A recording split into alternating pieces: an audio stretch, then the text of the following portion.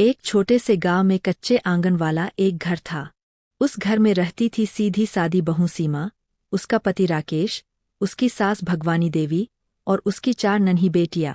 सीमा की चारों बेटियां फूलों की तरह प्यारी थीं, गुड़िया, पायल, रानी और छोटी परी। लेकिन घर में खुशियां कम और ताने ज्यादा गूंजते थे। हर सुबह जैसे ही सीमा चूल्हे पर रोटी सेंकती, सास की तेज आवाज सुनाई देती, हाय राम, हमारे खानदान का नाम डुबो दिया, एक बेटा तक न दे सकी। सीमा चुपचाप आंसू पोंछ लेती। राकेश भी खेत से लौटकर कहता, माँ सही कहती है सीमा, अगर एक बेटा होता तो हमारा सहारा बनता। सीमा का दिल टूट जाता, पर वो अपनी बेटियों को देखकर खुद को संभाल लेती। वो सोचती, क्या बेटियां सहारा नहीं बन सकतीं? चारों बेटियां अपनी माँ को उदास देखती तो उसके गले लग जातीं। छोटी परी अपनी तोतली आवाज में कहती, माँ, हम बड़े होकर आपको कभी रोने नहीं देंगे। समय बीतता गया। गांव में बाढ़ आ गई। खेत डूब गए। राकेश बीमार पड़ गया। घर की हालत खराब हो गई।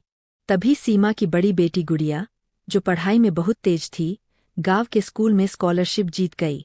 उसे शहर जाकर पढ़ने का मौका मिला।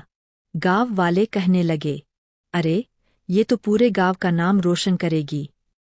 धीरे धीरे चारों बेटियां पढ़ाई में आगे बढ़ने लगीं। एक डॉक्टर बनी, एक टीचर, एक पुलिस अफसर और छोटी बेटी इंजीनियर।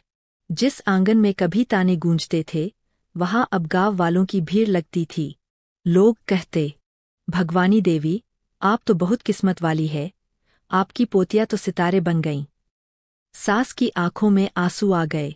उसे अपनी गलती का एहसास हुआ। वो सीमा के पास आकर बोली, बहू, मुझे माफ कर दे, मैंने तुझे और इन फूलों को कभी समझा ही नहीं। सीमा मुस्कुराई और बोली, माँ जी, बेटियां बोझ नहीं होतीं, वो तो घर की असली रोशनी होती है। राकेश भी शर्मिंदा था। उसने अपनी बेटियों को गले लगाया। उस दिन से उस घर में ताने नहीं, हंसी गूंजने लगी और गांव में एक नई सीख फैल गई। बेटा हो या बेटी, असली सहारा प्यार और संस्कार होते हैं।